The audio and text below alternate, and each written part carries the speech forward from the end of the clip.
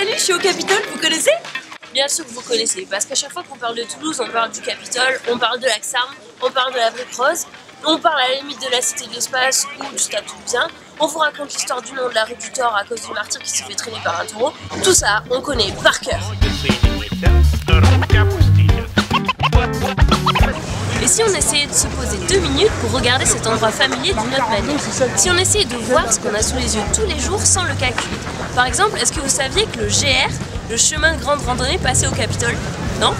Bah, pourtant il y a la marque juste ici, regardez. Et ouais, en fait le GR, il commence ici, il continue vers le nord de la ville et il va jusqu'à Caen. Vous aviez jamais remarqué? Non? Bah pourtant cette marque, elle est là tous les jours, elle aussi.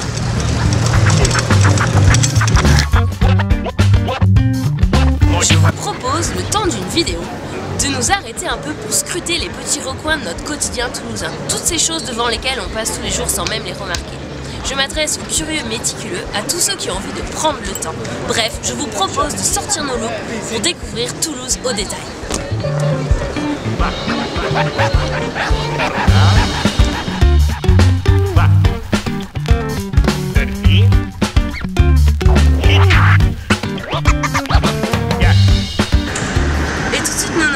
Dans un autre lieu incontournable de la vie toulousaine, la station de métro Jean Jaurès.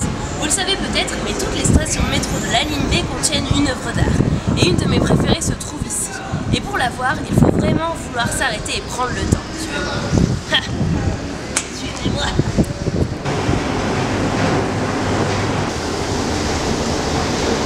Qu'est-ce que c'est?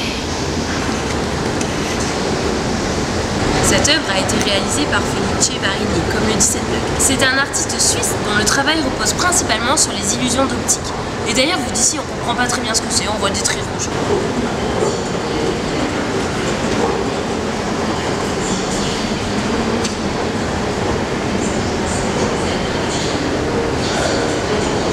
J'aime beaucoup cette œuvre parce qu'elle n'est accessible qu'à ceux qui veulent bien prendre le temps de s'arrêter pour comprendre ce que c'est que ces traits rouges. En plus, elle est placée à Jean Jaurès, une des stations les plus speed de Toulouse. Et pour la voir, il faut prendre la peine de prendre l'escalier. On ne peut pas la voir depuis l'escalator. Comme le dit la plaque en bas, cette œuvre discrète invite le voyageur à constituer, s'il le souhaite, le cercle parfait de sa propre expérience. Ça non plus, vous aviez pas remarqué. Hein. Attendez, on va en voir d'autres.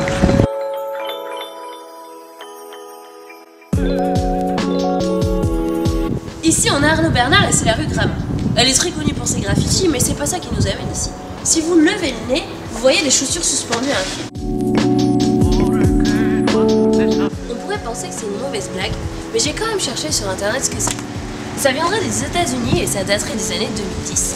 Ça pourrait être une façon pour les gangs de marquer leur territoire ou de marquer un point de vente de drogue. Ou bien ça pourrait être aussi une nouvelle expression d'art de rue. Ça s'appellerait le choufiti, contraction de chou et de graffiti. Moi, vu le quartier ici, je pencherais plutôt pour une expression artistique. Bah ouais, c'est une rue qui est connue pour ses graphes, et en plus les chaussures sont peintes si on zoome dessus. Alors à moins que des dealers s'amusent à peindre leurs chaussures pour marquer leur point de vente, je pense que c'est plutôt ça. Mais bon, ce n'est que mon avis. En tout cas, si le sujet vous intéresse, vous pouvez regarder le très intéressant court-métrage The Mystery of the Flying Kick en ligne sur Vimeo et qui combine des témoignages de plein de gens dans le monde sur le choufiti.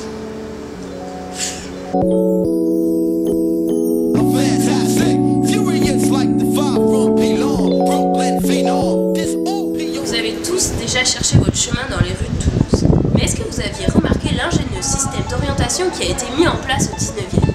Pour le remarquer, il faut regarder les plaques de rue.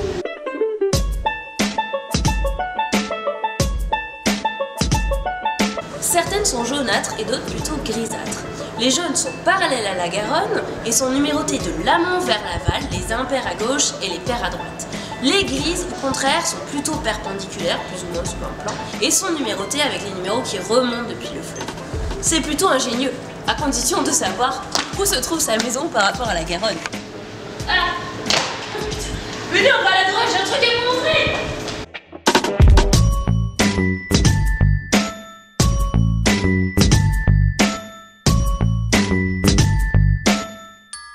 À la Dorade, il y a plein de choses. D'abord, ce petit bâtiment en bas qui sert de buvette l'été, vous savez. Bon, bah avant, c'était une morgue.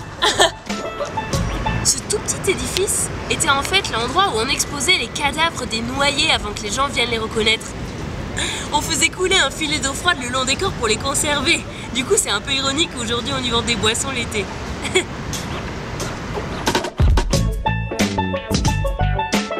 À la Dorade, on trouve aussi ces chaînes, mais on a du mal à croire qu'elles servent à attacher les bateaux. Parce qu'elles sont vachement loin du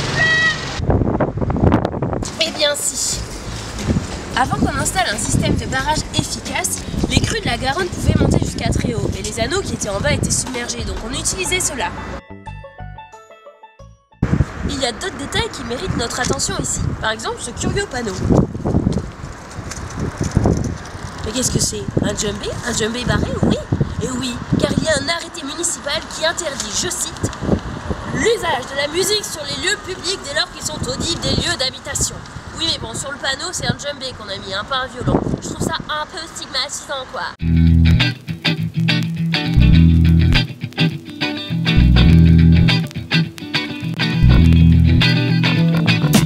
Vous savez que Toulouse fête ses 2000 ans, elle ne les fait pas, hein. C'est parce qu'elle cache bien ses rites. D'ailleurs, on est juste devant l'une de ces rites. Ouais, ça là, ça. Ça, c'est un bout du mur gallo-romain qui a été construit en 30 de notre ère. C'est tellement solide qu'au lieu de le détruire, on a décidé de construire des bâtiments dessus. Ça veut dire que peut-être là-dedans, il y a des gens qui ont épinglé leur poster de Johnny sur 2000 ans d'histoire. C'est complètement fou.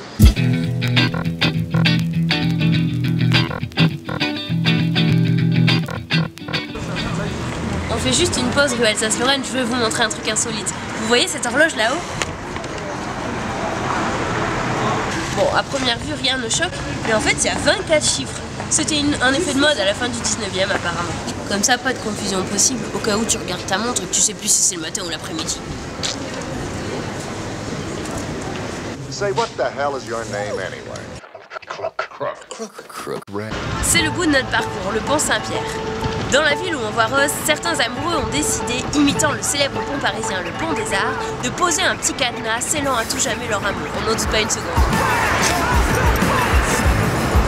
Bon ok, ça fait pas tout à fait comme sur le pont des Arts, c'est sûr. Mais en même temps, ça vaut mieux puisque sur le pont des Arts, les rambardes menacent de s'écrouler sous le poids des cadenas. Du coup, ça ferait beaucoup de couples qui tombent à l'eau.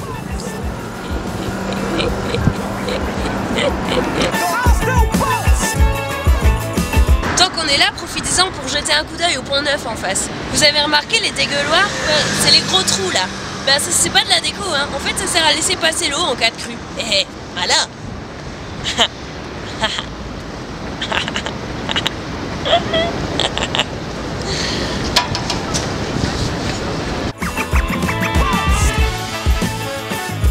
Et voilà, c'est la fin de notre vidéo.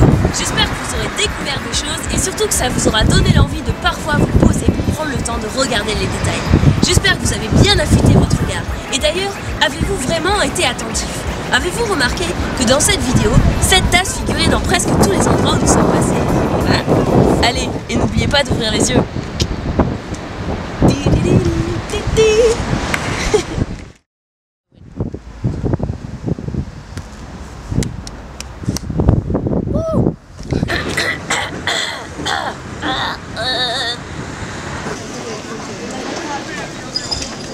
Elle a l'air con.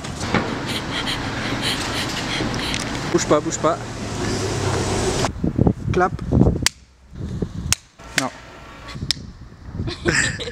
3, 2, 1, go. Excellent. Très bon, très très bon. J'ai des crottes de nez. Non mais on va le faire comme ça plutôt. Ouais. Pour s'en rendre compte, il faut regarder les plaques. C'est nul. Vous aviez jamais remarqué? Ben vous torsez de bas.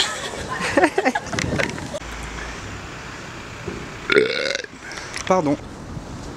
C'est horrible. Bon, c'est pratique comme ça au moins, quelle que soit l'heure quand tu regardes ta montre. Hein. Si tu sais plus si c'est le matin ou l'après-midi, ben au moins tu sais quelle heure il est. Et voilà, t'as compris.